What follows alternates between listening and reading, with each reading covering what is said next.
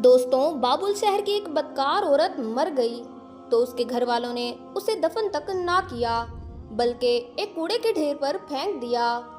हज़रत मूसा अलैहिस्सलाम जब कोहे तूर पर अल्लाह रब्बुल इज़्ज़त से हम कलाम होने गए तो अल्लाह ताला ने फरमाया कि ऐ मूसा, बाकी बातें बाद में होंगी, पहले तुम जाओ, मेरी एक कनीज की लाश कूड़े पर पड़ी है, उसे गुस्ल दिलाओ और इज्जत के साथ दफनाओ।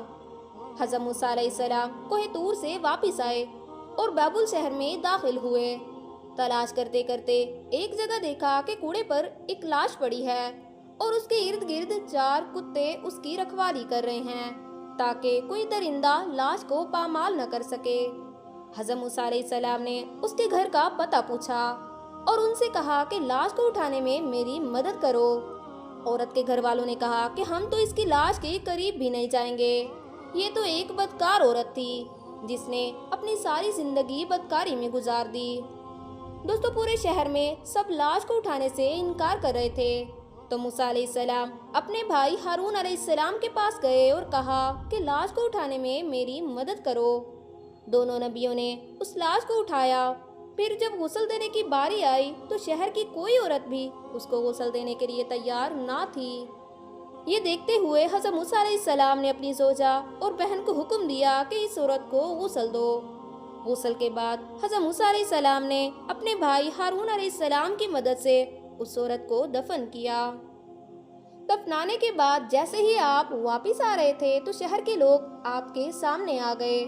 वो सब मिलकर आपसे कहने लगे, ऐ मूसा, या तो हमें इस बात की वजाहत दो कि एक बदकार औरत को इतनी इज्जत क्यों दी, या फिर वो कलमा जो आप अलैहिस्सलाम ने हमें पढ़ाया है हम आपको वापस करने आए हैं। इस पर हज़रत मूसा अलैहिस्सलाम ने लोगों से फरमाया, ऐ शहर के लोगों, मुझे जो हुक्म अल्लाह रब्बुल इज़्ज़त ने दिया तो मैंने उस हुक्म की तामील कर दी, लेकिन हाँ, अगली बार जब मैं कोहे तूर पर जाऊंगा तो तुम सबको तुम्हारे इस सवाल का जवाब मिल जाएगा। ये सुनकर लोग वापस चले गए।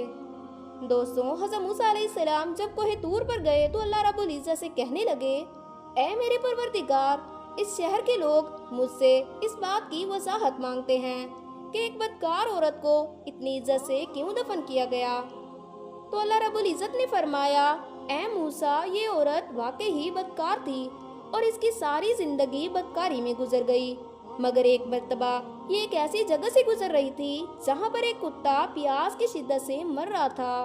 उसने पानी के कुएं से अपना कपड़ा गीला किया और कुत्ते के मुंह में निचोड़ दिया। प्यासे कुत्ते के मुंह में जब पानी आया तो उसके तड़पते हुए जिस्म में जान आ गई।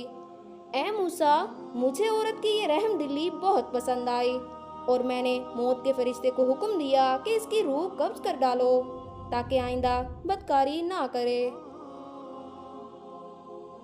दोस्तों, उम्मीद करती हूँ कि आपको हमारी ये वीडियो पसंद आई होगी।